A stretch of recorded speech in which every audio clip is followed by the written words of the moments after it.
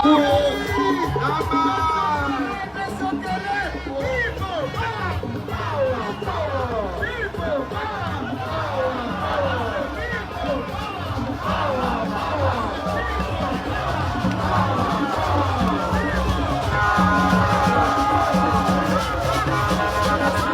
the music. Vlad Mojako music. I want to talk to the people of Katapi. Now imagine, look at what the police is doing. Look at the police. Why are you pepper spraying our car? Why are you doing all that injustice? Why are you behaving in a criminal manner? See what the police is doing. Okay, buterefu nkwaniriza nate ku Focus TV bali nnyo kubeeranga ogoberera onna wosinzidde abali mu ggwanga lyattu Uganda, Africa ne mu nsi endala eziriwo nawo wangalire okubeeranga olaba ogoberera Focus TV nkwebaza kitukola kyamaanyi nnyo era bali kubeeranga okikola sinaba kusubscribinga kujjukiza nti subscribinga olabe nga tufuna amawulire batufuna ebintu ebipya ebiba bigenda maaso mu ggwanga lyattu Uganda leero neyungiddwako Kojja Kagatono nabagamba njamu baleeteranga mu bitundu wamu nnaku ez'enjawulo tubeere nga tuwayamu kimu bibiri bisatu okulaba nga oyongera okutegeera biki biba bigenda mu maaso mu ggwanga Uganda yajje abyogerako ki olunaku olwaleero vidiyo tugenda okutunulako yabadde mu campaign rallies mwabiwulabye ebisinga twaga tufune ku version ey'enjawulo era nga n'omukulu Alex Waiso Mufumbiro bamumye ebbeeyi paka mu January nga 6 ne tugenda tufukayo twogereko ne ku obolyaawo ne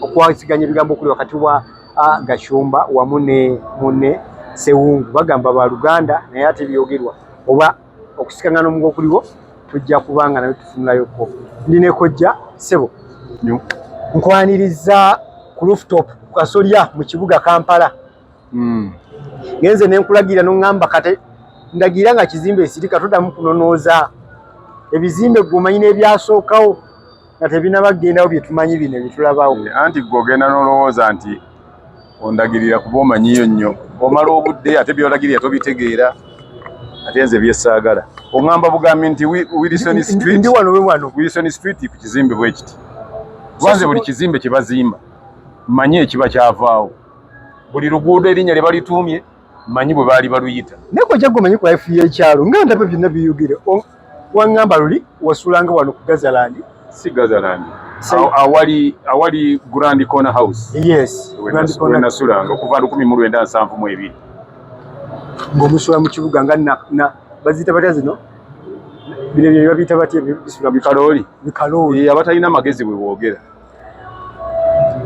njagala okitegeera from me ne maaso eyo gye muliraga kaakati n'abali ebwayiise balinga abali mu kibuga naye nga nakyo kibadde kyalo ekibuga kizimbibwa bantu ekibuga Katonda tewali we yatonda nga kibuga Kojja olunaku lw'eggulo Robert Kyagulanyi Ssentamu yabadde ava Katapi gye bamuganyina okampeininga nasaba bagende kala awummule Soroti gy'anaakeerera okukola leero zalize twalabye embeera ab'ebyokwerinda nga bakola omulimu gwabwe tear gas abo baba bakola gwabwe oba gutali gwabwe anti bo bagamba bakuuma ddembe bwe bati bwe balikuuma bamuziyiza okugenda okukola ensasa wamme eddembe oba olikuumye bw'oziyiza agenda okukampeininga omutongole electoral commission gwemanyi n'eggwanga lyonna nga likimanyi oba okoze era eba olikuumye bulungi manyi sireke okusanga father ku kigo nga kuba abagole bagenda okugatibwawo nga bamanyi nga father amanyi n'ekigo kiba kimanyi n'ekyaki eba emanyi naye nga oli abagamba nti temukyama wano mujja n'abantu bangi kyaki mulina abantu bangi temujja ku kyaki wano awo tali ekyo tojja kugenda n'emmotoka ne bagisiba ekijegere tosimbula n'ogenda mu kyaki mulina abantu bangi. It's not an offense okuba n'abantu abakwagala gwe bw'oba oyagala naawe obe n'abakwagala abangi kola ebitegeerekeka bajja kwagalira bakugoberere mulimu gwe njala kubuuza waleebeko kabaka ng'akuba ebipande kabaka akuba ebipande ng'alina gy'analaga teba bantu nti abe Masaka nzija n'ateekawo nakubulanga ku ma TV ne ma radio. kabaka takuba birango ate t-shirt ze ye tazina zagaba bazigula buguzi ziri mu Majestic brand gy'ogigula $5,000 ne bazigula ekisaawe kyonna ne kikubako kiti nga baziguze gwazigaba obugabi ogabirako ne ssente weerabawa nesigala nawo n'oteekayo n'emmere n'oteekayo n'abayimbi lulina bagamba nti gwe muleeta abayimbi bonna ab'omunsi bonna bemumanyi mubayiwe we mubayiye Kyagulanyi gy'agenda ereme kubaayo bayimbi tulabe abantu gye banaagenda kojja ebitongole by'okwerinda okutuuka ku ssa erigamba nti omusajja ne bamukwatira mu gundi bakuba munitiya gaasi mu mmotoka ye bino yengeri poliisi gy'erina okukolamu emirimu gyayo singa ebeera erina kyeyagala okutuukiriza ng'ekituukiriza etya bwebanga bagizigiridde nti awo we balaga waliwo obuzibu bwe buti ne bwe buti ne bwe buti eba erina okukola kyonna ekisoboka abantu abo abanaakigenda mu ekifo ekyo obutafuna buzibu to maintain law and order. Yes, era nenda bakuwa poliisi omu ng'agamba nti eri gy'olaga ogenda kuyita mu katale abantu ogenda batataganya mirimu gyabwe twagala oyite wano akatale kaawa ndooza dda ayingira soloti n'agamba w'ogenda okusula wadde bookings ogenda okusula ogenda kuyita ku katale twagala tukuyise eno otuuke eri ye no Museveni bw'aba agenda gy'asula tewali waayita wali butale anti byabwe birambu obulambulukufu bwe buluwa omuntu yenna bujja kukya kumanya ng'abantu bagenda egindi waliwo olabyeko abantu nga bagenda enamugongo bwe baba bagenda mu kkubo teri maduuka teri matawuni mwe bayita teri butale nga bo tebabagamba nga ndi kati temuyitayo era temugendayo ne poliisi nabo yandibaguddeko kiyifuyifu ne bakuba mu tiya gaasi ne bagamba muli bangi nnyo muzze bangi babeera miliyoni emu n'ekitundu egindi nga bo tebabakubanga tiya gaasi omanyi ebintu bino buli tugenda ne tunenya abantu abamu ng'ate bantu balala be babikoze kati owa poliisi musajja watu oluusi oyinza omusaasira ng'akola ebyo byonna naye nga mu mutima adda wali n'agamba nti ng'ayinza okwejjusa nfudde nze nga byenkoze nga naye akiraba kakati gwe wesse mu kifaananyi gwe musirikale wa poliisi eyakubye tiya gaasi mu mmotoka ya Kyagulanyi kati gwe Kyagulanyi gw'otudde mu mmotoka ku olwo Kyagulanyi yamukkuba osuubira ki nali wano nga tonakuba mu tiya gaasi soka weebuuze singa nze mbaddemu nali wano mu 1979 awo olaba ekizimbe ekyo wano waggulu ekyo ekyolaba ekyo waaliwo wooteri bagiyitanga Mexico Hotel nga waliwo ne restaurant bagiyitanga City Center Restaurant nga waliwo ne company bagiyitanga Muno Publications nga waliwo negundi gye bayitanga Taifa Uganda Taifa empya aho naye tubali tusoma amawulire nga mulimu abasajja babakubyemu ebifaananyi baali b'amagye ga Amin nga babeetaaga olw'ebintu bye baali nga bakola ebiseera ebyo naye oli n'atuuka n'okwesiiga ebifuta atambulenga ng'alina ebifuta era ebiseera ebyo abalalu twalina bangi nnyo ku bisaaniiko nga bantu beesudde eddalu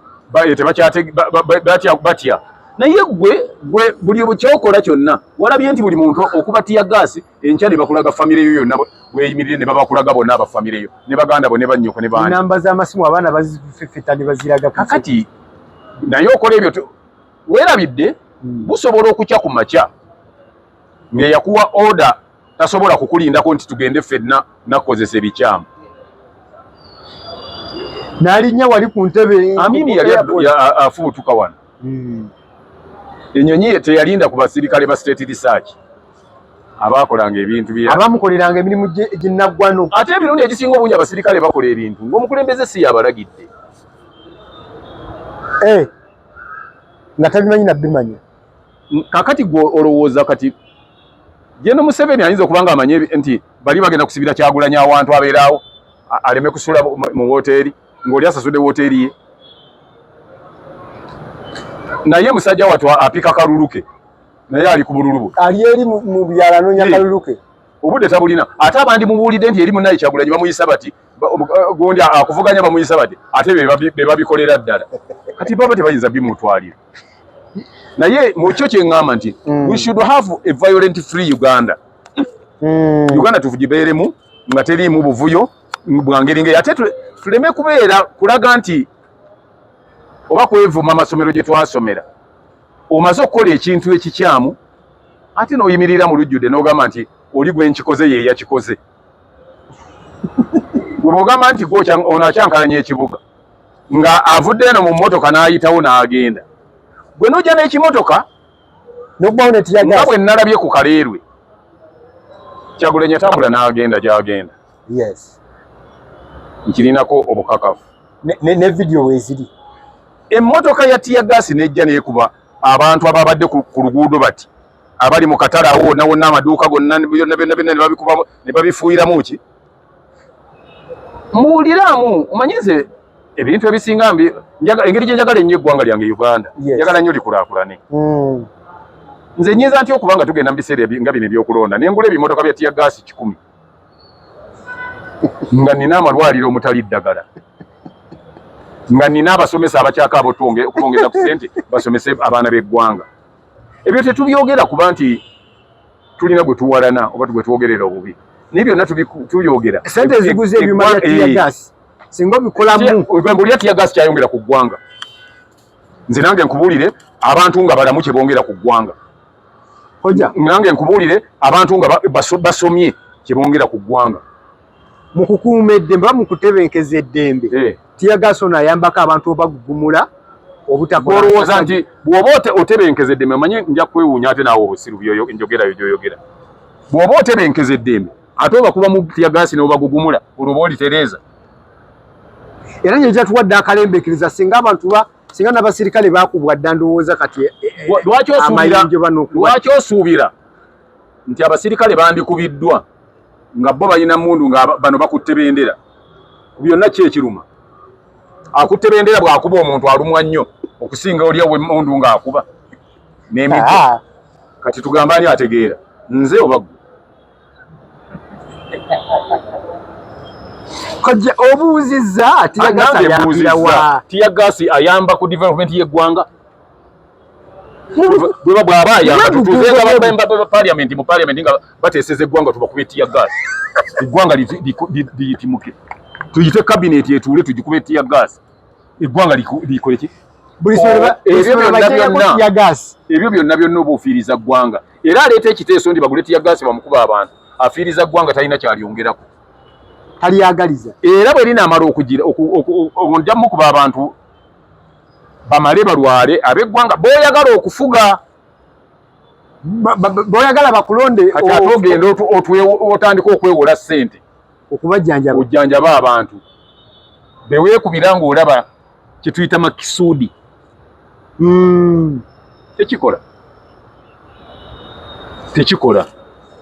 Era ne bw'onaagamba nti okuba abantu nti obanyiizizza baatugize badde tubakuba amasasi yes weebale wabakubye naye amputation mu nankani bwemunaba mu theatre tekyetaagisa eddagala tekyetaagisa ebyuma bitemako magulu gemukubye olaba era zonna ssente ojja kubanga eggwanga era lirina kuzeewola oli mudifiiriza.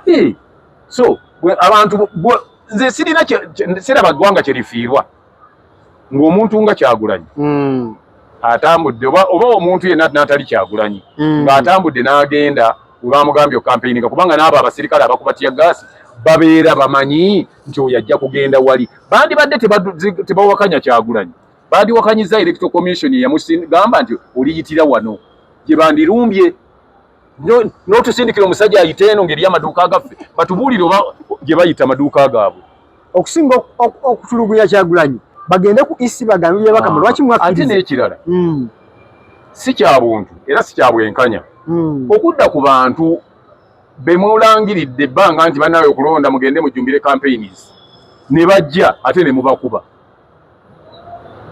wano mubagambye mujjumbire campaign era mufeeyo nnyo mulonda abakulembeze abaana abakulembera ne bajja bawulirize manifestos z'abo abeesimbyewo kiba tekikola bw'oba kuba emiggo oba ki tiya gaasi nga twagala Uganda eteredde etebenkedde etalimu kugamba nti gundi yankola kino nga twewale n'ebyo byonna ebyo tebisaana. Poliisi ekola omulimu gwayo nga ate poliisi ogwo si gwe mulimu gwekola si gwegwayo. Omulimu gwa poliisi si kuba tiya gaasi na kuba miggo na musajja kuvaayo ne bawanyisiganya bigambo nga yabadde awanyisiganya ne presidential candidate. Ekyo kimenya mateeka nakyo era neewuunya nnyo obutali butendeke bw'abasirikale abawerekera Kyagulanyi okubeera nti oli ajja na provoking omuntu gw'owerekera kati gw'olya osobola ogenda no provoking speaker nga waliwo abasirikale abamuwerekera osobola okuprovokinga gundi vice president omukyala Nabbanja naye oli ajja ate na provokinga presidential candidate n'amukola ki n'atuuka bannange nalabidde ddala n'atuuka n'okugenda mu mmotoka n'ofuuyira mu tiya gaasi nga gwe baba oteeka okung'ono otunula ati mwe bali be babaavu. Kyenkugamba kimu kyogamba nti bw'ababa be babaavu basobola okugenda ne bazinda banka bagibbe ng'abagikuuma weebali. Lwaki tebagamba nti bali be babaavu? Banka njagala kubeerako abasirikale aba basatu nga batudde awo gwe njagala ogirumbe olw'okuba olina gy'ovudde nti muli okwaga gwe oli abaavu. So tutwale eggwanga lyaffe nga ffenna eryaffe ate tuleme kulowooza nti bwe bakulagira ekintu kye bakulagidde wadde mu magezi g'olaba nti tekisaana nti omale gakola. Ekimu ku bya President Museveni yagamba we want a professional army. Yes. Professional army temala gakola bintu gasiya tikuba bagambye balizoninga kyova olaba amagye tegatera nnyo kwenyigira mu bintu ebyo. Soko otunulira embeera eriwo gistading waliwo webayiwa amagye gwe olw'okubagali professional negatunula negalaba embeera nti abantu bano balinga kakaaga. Yes. Singa tubateekamu akagugumuko ne beegugumula bajja kwerinnya waffe w'abantu batiŋŋane awo omujaasi omutendeke ng'abivaamu nga babireka ng'ekyo kiyita abagamba nti ayita obuyisa agende walowooza nti ayinza okuyitirawo essaawa kalako kulumu omukyala omusirikale ali luddawa basigala bamuteeka mu leeni yiye mwatambulira abantu ne bateeka ebbali ne bamuwubirako n'atambula n'agenda. Nakirabyeko ne Fort. Yes, Fort. Ne Fort nakirabyeko singa bonna bakola batyo ate ebyo byolowooza mbu Kyagulanyi tajja kujja wange temukkiriza ewaffe waliwo abali abakirimu emabega temumukkiriza okujja Soroti temumukkiriza okujja Soroti omuntu nga bamwagala gwolowooza nti ezo emmotoka mwamala ziyita eziri ewammwe eziri Soroti mwamala zigamba nizijja eno olw'okuba abantu baayo bazaagala baazigula. Yes. N'amaduuka agavula esitunda engoye si mwe mwagakola mwabalowooza mbu kino tukyagala Soroti bantu be bagakola weyabaye nti bo abantu kye baagala tuyinza kimujjamu kimala kukola ki kimala kuggwa era watuuka ng'akyetaaga akikola era ajja kikola ate gwe bukya ku makya ne batugamba nti wafudde ng'ate gw'otaagala agende Soroti waali kati olikola otya gw'otaagala waali ate gwe wavuddewo kojja omukulu Waiswa Mufumbiro Alex Waiswa Mufumbiro owa Nakawa East mabegako eggulo jjo yatuuse bamutuusiza mu kooti omulamuzi alina okubeera mu musango gwe n'atalabikako ekyo no kiddiŋŋaniddwa ng'omulundi katugulu gwakubiri era omusango tegwawuddwa n'ayongerwayo paka ng'ennaku z'omwezi 6 January 2026. Omuntu gwe njogerako president member of parliament yesimbyeyo okuwa member of parliament era candidate mulamba n'essaawa zino ali mu kaguli era kwebyo ebintu bigenda maaso kiyinza kiba kitegeeza ki ssaawa zino ku candidate mulamba eyesimbyeyo ekyo si kikulu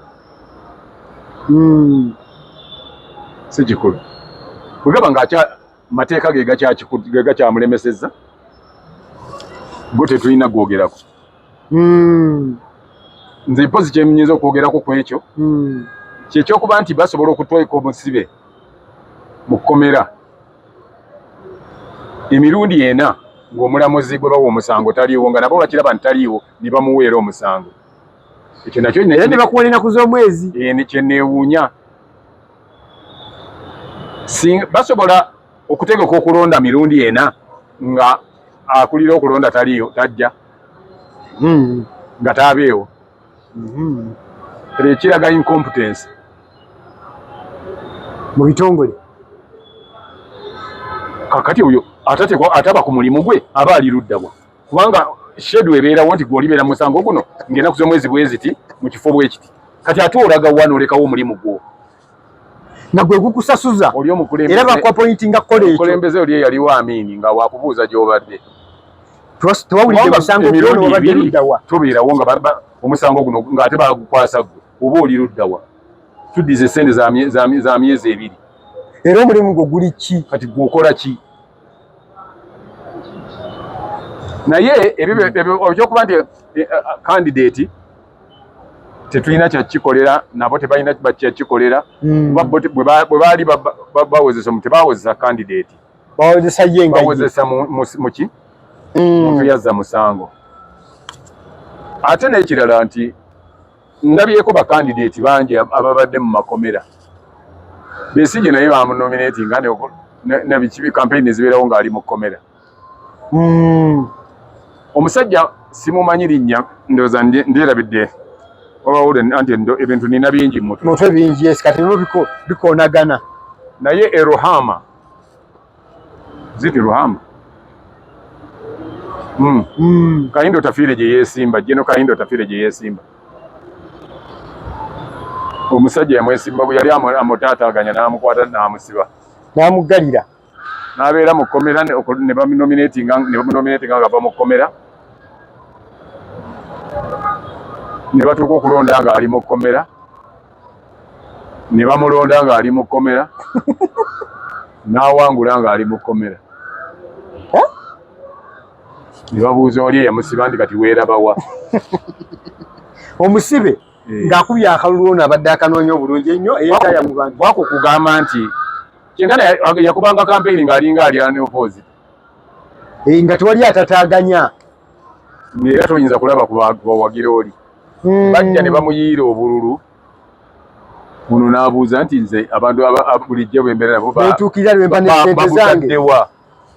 So ekyo tetulina bwe tujja kyogera. Kitegeeza candidate saazo balinga ate abamukubira obukubizi campaign. Ekyo kibi nnyo. Omuntu ng'oyo ng'ali mu biseera bwe bityo tomuwanga gaapu y'abantu kwongera kumwagala. Ozo wangamba ke bayita sympathy vote. Sympathy vote mbi nnyo nti tolina gw'ovunaana. Bantu beekanga bwekanzi ng'oli baamuwadde. Kati tolaba ekyo ekyakoleddwa egindi Esoloti. Abantu b'Esoloti bajja kikozesa makisudi bagambe ye lwaki bamugira bwe bati nga bagira bati tumuwadde. Lwaki batugaana okuyimba tumuwadde, kale tumuwadde alugaloge, tumuwadde wamma tumuwadde alugaloge kulumya. Nze nalaba nga waliwo akawala kalinga ku kyalo ng'akawala kali katumanyiira. Ne tugenda ne tukuba omuvubuka yali akatulemesezza tumuteegala tumukuba amayinja ng'ali nako mu kudduka era ne kadduka ne kaddeeka mbuuka naye n'adduka n'agenda. Twali tukyekukumya we tumukubidde akawala nga kayitawo kadde era omuvubuka gye yalaze. Kaagenda okulengera nga omuvubuka akatutte waawe waka aggaddewo n'ekikomera.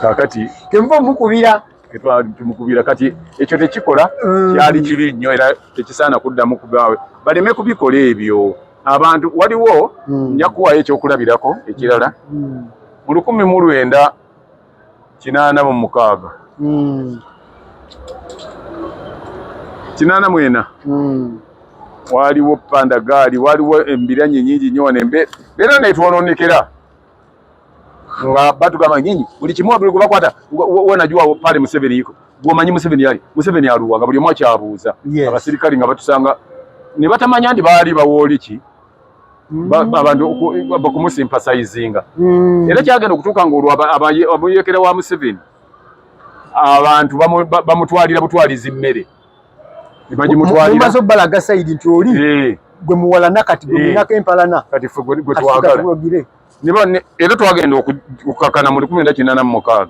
nga aba Uganda National Liberation Army nga badduka misinde batubuuza line kuba olituuka egindi nga luli babadde balina amaanyi nga tebabitubuuza ebyo so mwewale nnyo okukozesa nga bebagoba omanyi buli omusibe lwatuuka okuba nti yaggalira omusirikale abadde amukuuma omanya waliwo olwovudde mu kulyako akatono oba ogenda kusiibira ddala nolwekyo weewalanga nnyo ebintu ebiyinza okujja nga binaakyuka ebintu tebiri gundi tebiri static biri dynamic tebalowooza nti tebikyuka naye okuba abantu emiggo bwotyo gwe mwami gwe akutte embooko n'okuba banno naye nenkulaba nga ogaludde omuggo naye nga negwe ogugalulidde talina kyakkoze bugenda kukyako nga nabo bakukuba emiggo n'embwa yeesigama ennyama koja waliwo akantu kenadde nnyo nkonyeko wali nga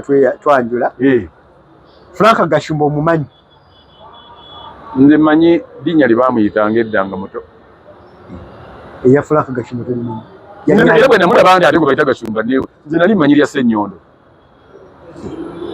ye Ssenyondo nze lye nali mmanyi okuva mu buto dijja iti ate okutuuka kati anti yabeera amanyi bwe lyakyuka nze mba simanyi kitegeeza nze wenjogera Gashumba gweyogera ku Ssenyondo Ssenyondo ali waliwo ebigambo bye badde bawanyisiganyawo ne Sewungu Gonzaga yatwala Kalungu West mwaka parliament yatwala je mubaka akiikirira okukiikirira tisikwe kutwala yakiikirira Kalungu West nga balina ebigambo bye bawanyisiganya nabo oli nga Ssenyondo agamba nti amanyi nnyo Sewungu Sewungu oyo senga muddamu ne mulonda ne muwa akalwa abantu b'e Kalungu mugenda kuba mwekoledde ekintu ekigenda obbazza emabega emyaka 4 amalala kati bo bagamba nga bwe babaddewo emyaka 4 kati Kalungu azze mabega ate nga batugamba nti emyaka 4 badevelopinze eggwanga balitambuza mu maaso ati ndi mbono tayagala nkulaakulana Gonzaga tayagala nkulaakulana nti waliwo n'ebintu yadde alobinga ye nga Gashumba abitwala ewabwe mu kyalo naye ng'ono abikuba tayagala bintu ate gwe bw'olobinga gy'olobinze nze mbeerayo mbikubirawa Gashumba yali alobinga ngani MP ng'omuntu ayagalira ekyalo kye tayinza kulobinga atya balobingirawo ati mune nti ayina abanene ekyo kirala okuba kuyita kusaka si kulobinga ayina abanene oli kumutemwa ekitundu gwe kiteekwa okufuna nze bwe ndowooza nti yasaka nga si member parliament asobodde okubaako byasaka n'atwala ewaabwe ono gwe muli mugamba muzaayo mu parliament yali abakoledde kaki anti ebyo kyekimu ku busiru bw'abantu bw'obanga olina omukazi gw'okwana ate tobuuzanga mukazi nti yali akuwadde ki anaakuwa ki oyo talina kyanakuwa nedda bw'ojja buzzi ne weesimbawo nga MP w'e Kalungu n'omumenyawo baleme kuba basiru weesimbawo yeesimbewo ate buuyo amanyi nnyo okulobinga akulaakulanye Kalungu period oleme kwasama n'abantu kibi abantu bavuma bajja kumuvuma nkubuuliridde wano bajja kumuvuma anti bo tebalina maanyi galwana bajja kumuvuma oyinza n'omwepangako omuntu ebbanga lyonna oba obadde omulaba gwe lwaki teweesimba okubwa MP n'owangula ngeri gy'omanyi ennyo okulobinga n'olobinga Kalungu n'omufuulanga Kampala era mbu emyaka Sewungu gyafugidde emyaka gigenda mu 15 talaba kyukakyuka yonna gye yali ate nze kati awo mba neewuunya ono Ssenyondo bwe mba neewuunya n'olaba ekitundu ky'osobola okukulaakulanya mu bbanga eryo n'otunula butunuzi yatalina buvunaanyizibwa ate enkayana z'abo abantu nze mmanyi we ziva because nti gundi teyeegatta ku baki ye nga bwagamba ye muvandimwe simanyi muvandimwe Sewungu ye abagamba nze siri muvandimwe naye ndi munnalwanda kuba gye nava naye nakulira kuno ye bwakugamba kakati ono ayagala kumukkakkanya naye gwa kampani bega tako naye Sewungu asinga ndi okutegeera ekikulu Ssenyondo amusinga okutegeera so ate era neewuunyiza nnyo gundi Sewungu bw'aba yazze mu gundi oyo bw'aba yamuzzeemu neewuunyiza bamukyaliza ku rediyo emu era Gashumba kwabeera ennyo oli amuzannyira eddoboozi lya Gashumba ono n'alyoka naye anti ate n'ekyo nakyo eyo ogundi nkola mbi n'okyaza ono n'okyaza oli kakati kifaanananga n'okyaza olwaleero enkambenti okuba pulezidenti n'amala okwogera ate n'okyaza n'obubavuganya n'omuzannyira amaloboozi g'oli baleete oba bansobi baleete wamu manyi mu broadcasting omwo namwo mwetaagamu abantu okuba abagunjufu ekimala ebyo tebabikola bwe batyo bw'ofuna olunaku n'omukyaza babiri omu era n'abakyaza babiri kuba abo kati singa Sewungu ne gundi babadde babiri olowooza ki ekyandiridde mu studio ekituufu wandibaddewo okwetakula ate kirala bw'obanga okyaza abantu bwe bati bw'okyaza oli ojuliza mnyite nti waliwo olunaku gundi yaliko naye ng'agamba nti Kalungu yandibadde ekoze okusinga awo okyogerako ki so simugamba n'agamba ng'ogize bwati yalobinga n'akazanya ka audio n'akazanya oli n'awuliriza kati awo oba ogezako kutondawo olukonko wakati w'abo abantu ababiri tokikola ekyo mugambe nti oli agamba nti Kalungu yandibadde akuze okusingako awo olaba okyogerako ki ebbanga lyomaze era Sewungu kyemanyi naye era kyo ajja muddamu nti ye yeesimbewo akulaakulanyeeyo kuli tewaliwo wasalira nti kenda ajja okwesimbawo nga Sewungu abalala babaganye era oli abavuganyaayo kati lwaki bakuleka n'osigala eno Ssenyondo genda weesimbewo olobinga ennyo nnyo nnyo Kalungu akule nnyo abantu okolera abantu abatulaba bicycle kick mugimanyi bulungi nnyo nti ejja kubanga ekutangira okuba nti abakazi bakumanyiira ebyokuwoza nti tomalaako tokola lugojamye bakugamba mbu simanyi mpale beera miguwa nedda jangu nkuba bicycle kick okuba zirizi vole ezaabula oyamirenga buli wakuba zilala obeere musajja ayimiridde bagamba nti gundi ayimiridde mwe mwawulira oli ogamba nti gundi ayimiridde bagamba ki baba bagamba nti olinga tripod eyo so jangu nkuwe bicycle kick tugenda mu nnaku nkulu ya Gandaalo abantu omuntu ajja kwagala okukakasa munne akugambe ndi bulijjo munaye mba bulijjo obeera bize leero kati ndaga omutima otwaze omuntu alina okuba nga asamba eddakiika 12 neza penalty 35 n'oziteeka wali olina okubalira ng'osobola okusamba omupiira b'osambira ne bagamba bannange nze kati niye gye mbapita ne bansonga mu busonzi bati ne bagamba tebagamba nti nze nki badimanyi bagamba omusajja oyo asamba baba bagamba nti oyo ye yamponya obufumbo bwange bwali busasika yatereeza obufumbo bwange yabutereeza kyali kiganyi waliwo n'abagamba nti nange kyali kiganyiimu naye yankolako abakazi bangi nze ogenda okugira nga bakoona ku bannaabwe nga bandagayo naye baba ti yatereeza obufumbo bwange base yali yegiragira oyo n'amuwa bicycle kick kati agukuba mu roof so ojja kuba essimu 0752 432 0752 432 yessimu yange twebaza bonna abaguze bicycle kick abasinzidde mu bitundu ebyenjawulo waliwo abali ebweru bali bweru bali Bungereza kitegeeza oli aleme kugamba nti nze kati ali eno mu Amerika mbifuna ntya ajja bifuna mu buli ngeri yonna era bikutuukeko kwatagana simu 0752 432 ojja kubanga ebintu byobifuna so ne mu kaseera kano tukujikisa bagana bafa ba Focus Event Services bakugamba nti bakwasa omukolo gwo babeere nga gwokukolera buli kimu services zonna bazikutuusaako lema kutukubalira ku mukolo gwo obeera onyiibenyiibe wena tusigirikika otunule bijijjidde n'omwana nga ow'ekifaananyi atuka okuba ekifaananyi naye nga ne make-up batandika okuwoza mbu ekifaananyi kyambizizza so nga gwe mubi ekifaananyi tekibizza muntu mmwe gwe wennyini gwonyinyibala gwotuubatuuba gwotunula bijijjidde ekifaananyi bakikubako omukyala gundi bakikubako omukyala Pirisiira teyanyumira mu kifaananyi kuba omukubi si ye yali omubi naye abakubi baba balungi era kuba bw'ofaananye bwe bakukuba bw'oba wakulanga eddubu tolowooza nti anaakuze ofaanana nga Michael Jackson era ojja kufaanana eddubu bakuze obuuze nti onaani nti yegwe tingo wambizizza nti ntya yegwe bwotyo bw'oli. so genda mu bannaffe abamanyiddwa nga abafokasi bajja kukuba ebifaananyi byo n'omukolo gwo bajja gukolako bulungi ate bw'oba nga olina bajeti yonna gy'oba olina batuukirire ogibakwasa obagambe nti omukolo gwange ngwagala mu bajeti eyo. Baali bakozeeko ne ku kyafaayo ne babakwasa bajeti ne bazza ne balance ate omukolo nga gubadde first class. Ne bagamba waaye essente zo zifisseewo. So nga mu bufu bwemu ne bagana baffe aba Focus Farms and Chicken Supply bano bakugamba nti bakuyigiriza okuva kako olunaku olumu engeri gye kakulamu ate kamala okukula totawaana na katale.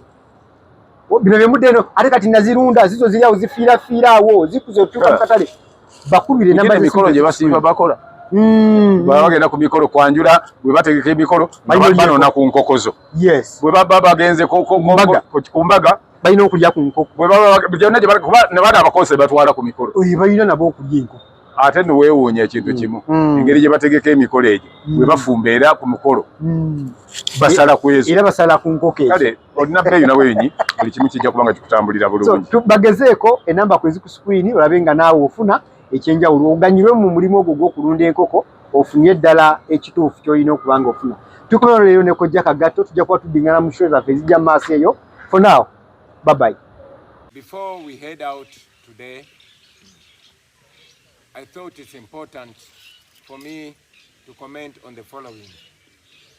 First and foremost, you have heard General Museveni claiming that NUP stole his votes. In the past, he said we stole 1 million votes from him. And then later on, he said we stole 2 million votes from him. Now, yesterday, he came up with a new allegation. He said we stole 2.7 million votes from him. Imagine a person who is supposed to be head of state claiming that we stole 2.7 million votes from him from Kampala. Kampala, which has only slightly above 1.2 million voters. So that shows you how detached and how deranged this old man is. And in any case, Mr. Museveni, if you say your votes were stolen, and we say our votes were stolen, therefore the more reason for all of us to agree that people must protect their votes. Therefore, you should not interfere with the rule of law, you should not interfere with the Presidential Elections Act, and you should not interfere with the Constitution. Like we've said numerously, that Article 31 of the Presidential Elections Act provides that the people of Uganda have every right to guard their election. They just need to stand only 20 meters away from the voting table. And that is what we continue to call upon our people to do. After voting, don't leave.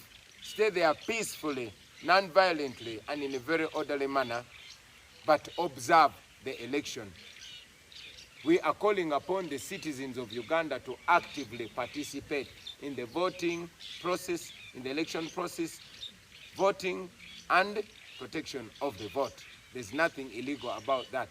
I saw Museveni's son coming out to intimidate the people. It's unfortunate that now Museveni's son, Muhoozi, has made himself the spokesperson of the Electoral Commission. Mr. Byabakama is completely silent on this matter.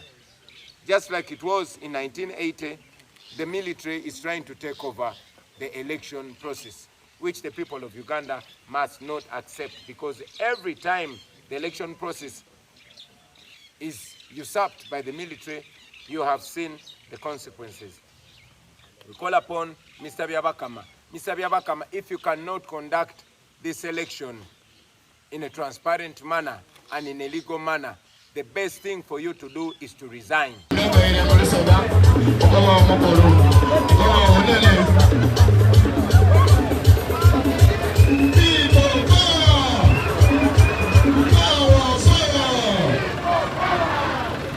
Why are you doing that now? We are going to Serere. This is the road to Serere. You sat yesterday with our team and you agreed you're going to let us go to Serere. We're supposed to go to Serere. Why are you doing this now? We don't have time. And we're supposed to campaign in Serere. Why are you blocking us now?